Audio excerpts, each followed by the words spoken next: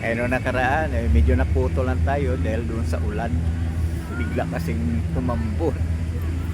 Naputol tayo. Pero binasa natin ang Exodus, Kabanatang 20, talatang 4 hanggang 6. Diba sinabi doon, ang paggawa pa lang ng mga imahin o rebulto na gagamitin sa pagsamba, huwag. Pag huwag, utos yan ng Diyos, hindi yan optional. Utos niya yan, huwag tayong gagawa. At doon sa 5, huwag kang yuyukod sa mga iyon.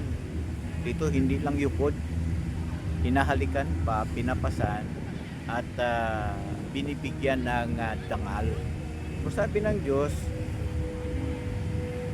hindi niya ibinibigay sa mga inukit na imahe ng kanya kalugalakihan. Maliwanag yun sa binasa natin doon sa 42:8 ng Isayas. Maliwanag yun.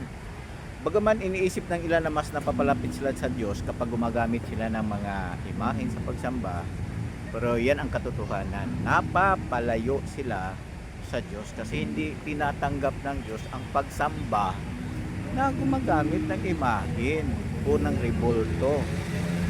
Sa 106:35-36 ng awit 106:35-36, ganito ang sinabi ng Diyos.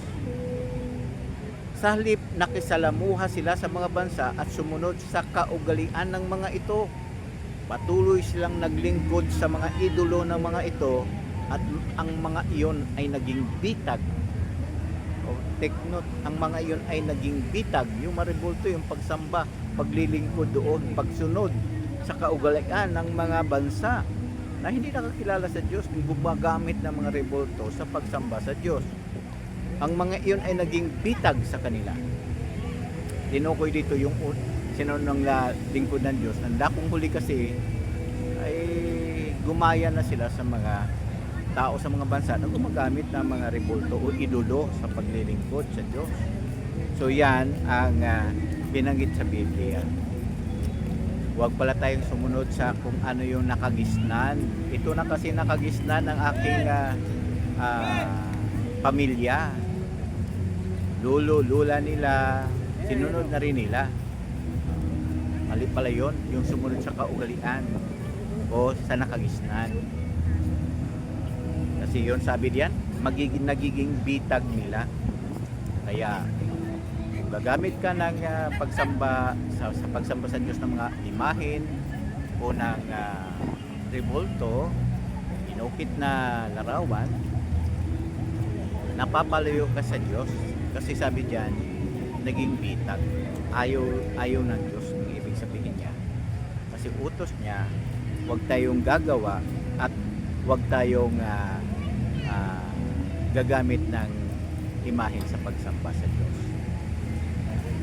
Kaya si Jehovah lang ang dapat na sambahin natin. Kaya anong ibig sabihin nito? Si Jehovah lang talaga ang dapat na sambahin natin. Huwag tayong gagamit ng anuman. Sa awit 91:14, sa awit 91:14, ganito ang sinasabi ng Biblia. Sinabi ng Diyos, dahil mahal niya ako, ililigtas ko siya. Puprotektahan ko siya dahil alam niya ang pangalan ko. Anong ibig sabihin niya? Kung si Jehovah lang ating minamahal, siya lang ating sinasamba, ipinangangako niya ang ano? Maliwanag dito sa ating binasa. Puprotektahan ko siya dahil alam niya ang pangalan ko. Minamahal niya ang Diyos na Jehovah. Kaya maliwanag dito, ang Diyos na Jehovah lang ang dapat na sambahin ng mga tao. Diba ang ganda? So yan yung gusto ng Diyos. Ngayon, gusto ng Diyos na sasambahin natin siya sa loob ng kongregasyon din, may kasamang iba. Paano ba nangyayari na kapag tayo sumasamba, magkakaroon din ng epekto ito sa iba?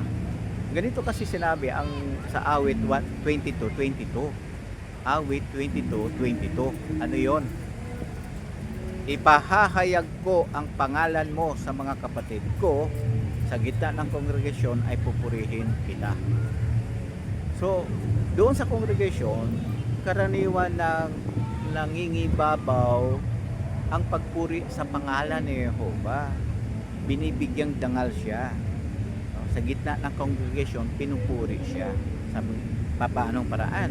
Una, kapag kumakanta. Kasi ang awit ng papuri sa Diyos na Jehovah yon, inaawit yun para sa kanila. Masayang masaya ang Diyos. Tinatanggap niya yon. Sinasamyo niya yon na napaka bangong insenso, wika nga. Parang panalangin lang. Ano? Kapag tayo rin nagkukomento sa mga pulong sa kongregasyon, ipinakikita natin na pinupuri natin ang Diyos na Jehovah at pinatitibay din natin ang iba na purihin din siya. Kaya ang tanong, kapag sa inyo bang kongregasyon, sa iyong bang pagsamba na dinadaluhan, pinupuri ang pangalan ni Jehovah. Kasi doon sa awit 91:14, sabi doon ay mahal niya ang pangalan ng Diyos na Jehovah, mahal niya si Jehovah at alam niya ang pangalan na iyon, kaya poprotektahan niya. Kaya magandang tanong yan, no?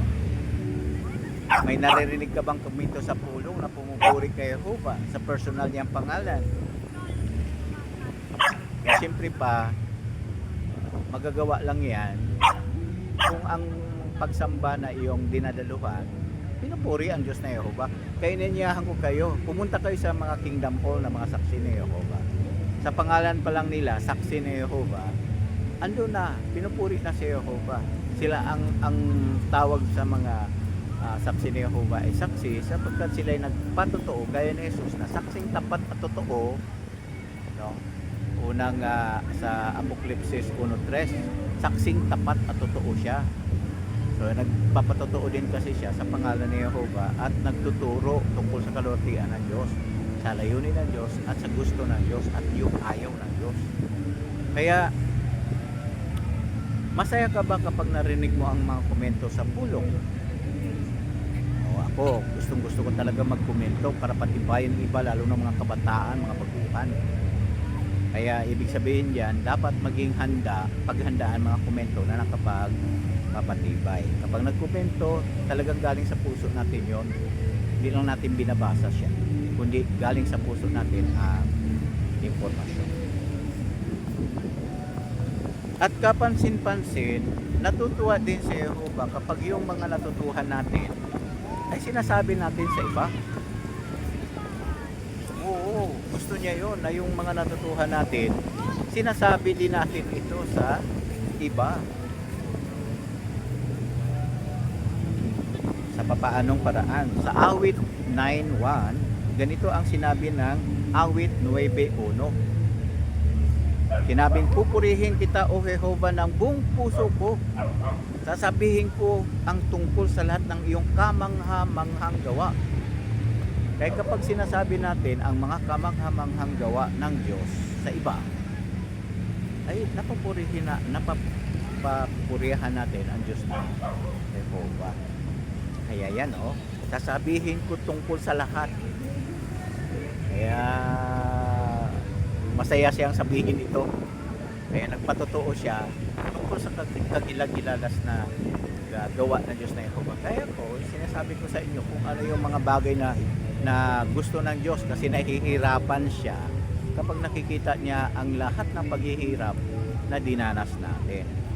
Sinasabi ko sa inyo ano yung magandang pag-asa niyo. Ngayon sa awit 34:1, sinasabi rin dito ang karagdagang impormasyon. Pupurihin ko si Jehovah sa lahat ng panahon. Lagi siyang pupurihin ng mga labi ko.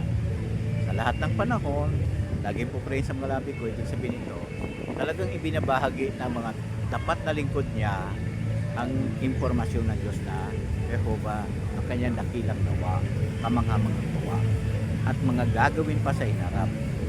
Kaya sa mga natutuhan mo, sa mga nasabi ko na, sa mga nagdaang episode, ano ba yung nagustuhan mo? Baka nagustuhan mo ang paksa na bakit may kasamaan, may pagdurusa, diba? Nalaman natin na hindi pala gusto ng Diyos mangyari yun, pansamantala niya lang na pinahihintulutan iyon, pero darating panahon alisin niya talaga. Nalaman din natin, baka gusto mo yung ano ang nangyari sa mga patay. Nalaman natin, mga patay walang malay. Hindi sila pinahirapan kung siya'y masama. Siya pinahirapan. Nasa libingan sila at sinabi ni Jesus na lahat ng nasa libingan ay makaririnig na kanyang tinig. At darating daw ang panahon na yon. Oo, sa after, sa ilalim ng pamamahala niya, mangyayari yun. So dito, kung i-review natin ang ating tinalakay sa paksa na anong pagsamba ang tinatanggap ng Diyos o paano tatanggapin ng Diyos ang ating pagsamba, nalaman natin na dapat una, nakabase sa Biblia ang ating pagsamba. Pagsamba sa paningin ng Diyos, hindi paningin natin kung gusto lang natin. Ano ba yung gusto natin? Mali yun. Yung gusto ng Diyos. At ang pagsamba sa Diyos na Jehovah, hindi tayo dapat gumamit ng idolo, imahen o ribulto. Maging katanggap-tanggap din ito kapag sinusunod natin ang mga pamantayan niya sa pag-aasawa. Isa lang asawa. Huwag kang makiapid, huwag kang mga lunya. Walang mga bisyo, gaya ng sugal, paninigarilyo, at pag-sobrang tulong ng alak, at yung paggamit ng droga. At ang pagsamba pala sa Diyos, doon sa congregation, pwede natin sambahin sa pagdalo sa mga pagpupulong. At ganyan din, nalaman din natin na si Jehovah ang sambahin natin.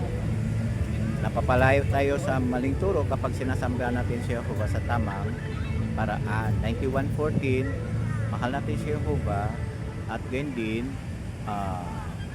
dahil alam natin ang pangalan niya. Siyempre, hindi mo naman mapupuri si Jehovah kung hindi mo alam ang pangalan. Ngayon alam mo na. Kaya si Jehovah ang dapat sambahin.